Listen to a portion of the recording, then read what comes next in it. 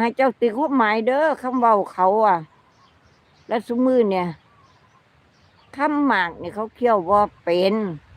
เขาเคี่ยวแล้วเขาว่า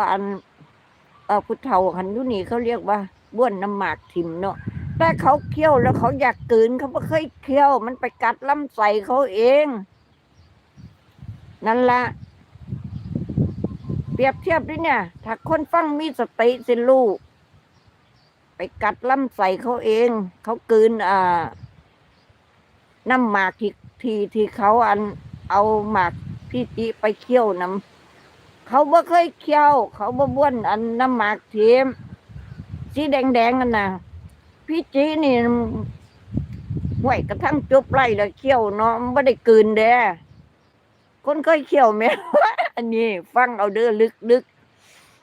คนบ่เคยอยากเอาไปเคี่ยวกันทุกคำหมากคำหน่อยคำใหญ่เอาไปมัดกำนั่นน่ะเออกำเด้อกำแล้วสูญเสียอีหยังแน่เป็นหยังแน่เออกำแล้ว